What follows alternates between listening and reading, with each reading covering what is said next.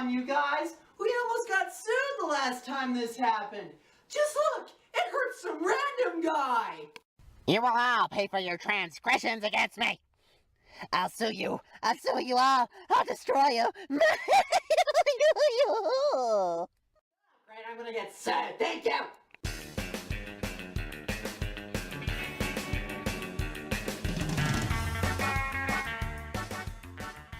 Today's game is going to be based on something special.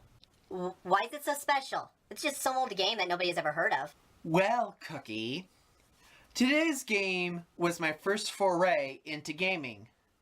It's also probably the oldest game I have if we're going by new games. Then what is it? Jimmy Neutron, Jet Fusion. Great. Some licensed game. Well, 2003 and 2004 were great years for Nickelodeon games because you ended up with getting Fairly Odd Parents Breaking the Rules, Fairly Odd Parents Shadow Showdown, SpongeBob Battle for Bikini Bottom, the SpongeBob SquarePants movie, Jimmy Neutron Attack of the Twonkies, and Jimmy Neutron Jet Fusion. The only games I haven't played from this era that should be mentioned too, the TAC games. I never played them. Are they any good? Please let me know. I'm kind of curious. Then why are you talking about this game rather than something like, say, I don't know, Battle for Bikini Bottom? Well, here's the thing, Cookie.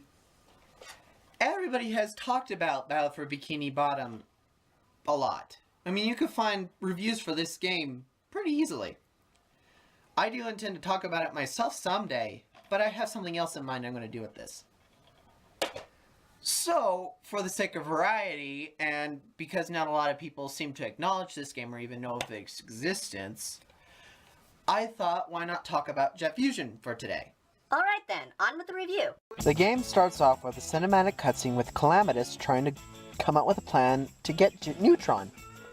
Meanwhile, we see Jet Fusion acting in a movie and then being called away. Cut to the in-game intro cutscene with Jimmy showing off one of his inventions to the class. Wait, something seems off here. I thought you said this is based off the TV show. It is. Then why does it seem to not be following along with what the show did? What do you mean? Where's Beautiful Gorgeous? And where's Carl?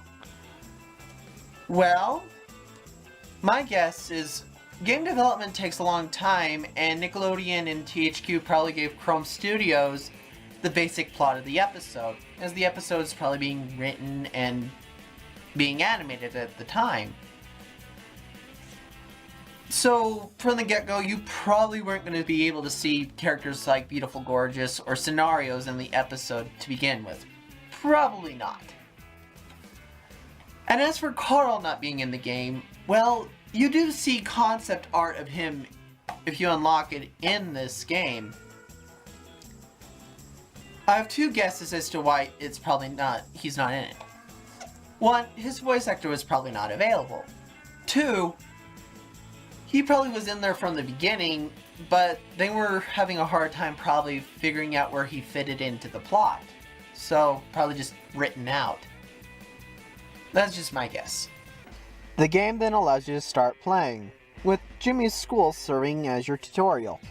The goal of the game is to find all the invention pieces and tool pieces in each level, such as for this level, we need to find the materials to build your first weapon, the pulse light ray, and the invention, the virtual world reproduction machine.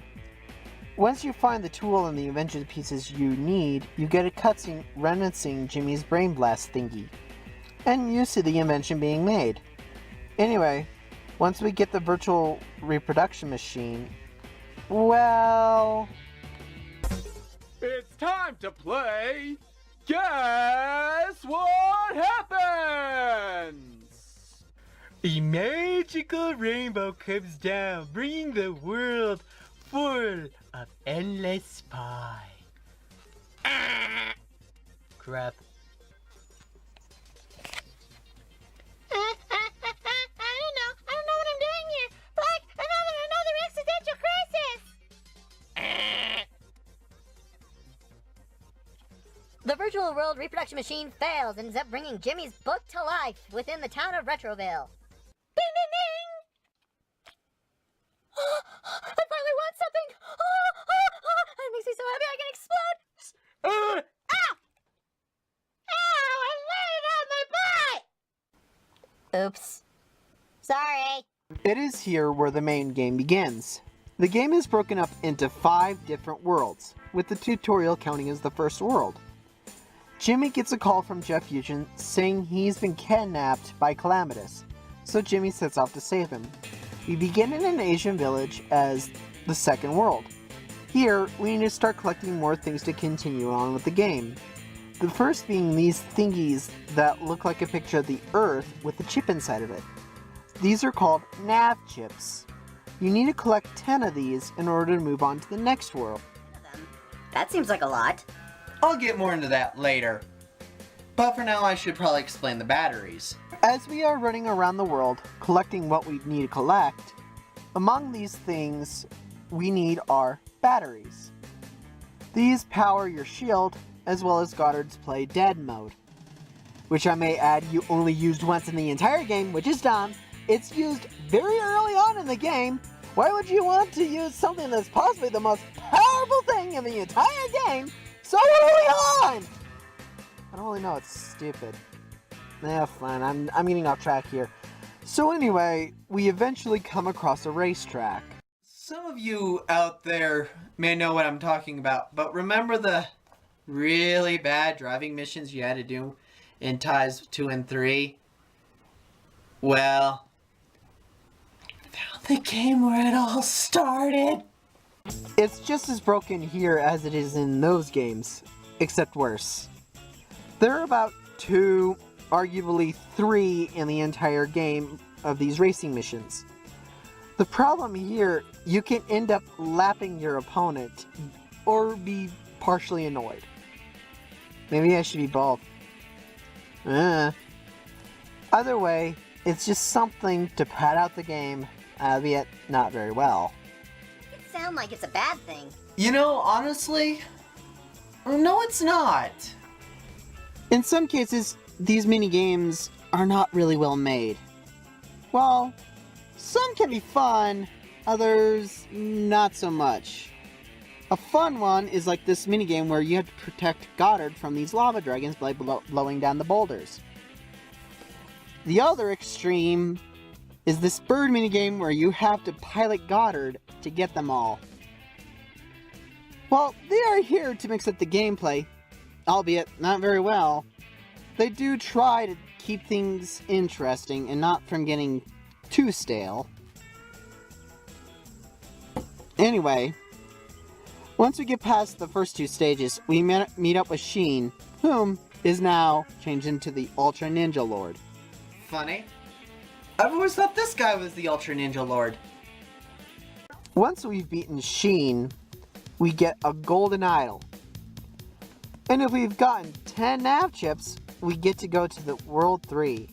And this time, it's a jungle level. Now, can you explain the nav chips? In the first stage of each world, there are 10 nav chips in a level. In the second stage, there are 5 within the level. So, basically, if you've gotten all 10 in the first stage, you've automatically unlocked the next world. And the 5 you've collected in the second level, they get added to the next world. As the game will use game totals as the counter. If you think they sound like a pain to find and collect, well, here's the thing, the game is fairly linear, so you should be able to find them easily if you do some light exploring and opening containers. It makes things easy for beginning players who aren't comfortable with exploration, while keeping people who love to explore engaged to find them. Plus, I think the game might give you something special if you find them all. What's with you getting those white square thingamajiggies and destroying those random objects to get those camera thingies? Those white candies will enable you to buy artworks in the gallery, and those camera thingies are called movie objects. To get them, you need to destroy a set number of an object in each level. such as Onibi Lanterns in World 2, Venus Flytraps in World 3, Flirt Bells in World 4, and rectangles with 4 green lights blinking in World 5. The game doesn't really tell you what the movie objects are that you need to destroy, unless you go into the game info screen on the pause menu. But really, who reads those anyway? Okay, back to the game. In this jungle, we end up going up against cannibals leading up to their village. You know, why am I not surprised that there is a Jimmy Neutron game that has cannibalism in it? Once we've cleared the village, the next area is us going up into the volcano. But before we can do that, we need the Ultra Ninja Lord idol. When we then are able to go up against Miss Fowl, the goddess of fire. Miss Fowl is a boss? How does that work? I don't know, I'm still trying to figure that out. We beat her and continue into World 4, this time themed like a pirate battle. Within this level, we end up helping a pirate get his bird back and go up against killer seagulls. I mentioned the bird minigame earlier. The controls for this minigame suck. Much like the sub in the next level, everything begins to feel very stiff and not very comfortable control. It's even awkward. We then are going up against Cindy, the Leviathan Queen, and Humphrey. We beat her, but Calamitous knocks Jimmy out and we end up in World 5. Oh boy, we're arriving at my favorite part of this review. Favorite part? I've been waiting years to tear into this part of the game. The first thing, the camera sucks! Especially when you have to go underground to get to the other side of a laser grid. You end up having no depth perception to make a jump, and you can get lost really easily. Next, later on in the level, you have to solve 2 slide puzzles. Both of these stumped me as a kid, and to this day, to a lesser degree, but nowadays, they really annoy me. They are nothing but time wasters and are just here to pad out the game. In the next level, we have to ride Goddard down a long hill and hit robots along the way. Whereas through the sub-level mission, where we were in that submarine, we had to deal with very stiff controls. Here, we're going up against robots who move really fast. And they have collectibles that you need on their backs that you need to bash into them 3 times. And if you miss any of them, you have to go back to the beginning of the level just to try to get them again. The controls here are really loose. Now we have arrived at the final boss. It starts out simple enough where we have to use each of the tools we've created to turn on the machine. Simple enough, right? Well, that's fine, that's whatever. Well, the next phase is us trying to get the idols back. You have to lure the Calamity Bot to hit 3 glass barriers just to get the idols. The problem here, the idols are a lot higher than you, and you can get punched by the Calamity Bot very easily. It's because the hit detection is low for the idols and higher for you. At the final phase, what the Calamity Bot does is he fires green fireballs at you, and you have to dodge those while damaging him by squirting gum at the robot. This becomes really cheap as you don't have long to hit him with your weapon, and then if you stall for too long trying to avoid those green balls, he ends up shaking all the gum off. There's just no time for you to react to do the balls, and the Jimmy Bot controls really very tightly. Really cheap.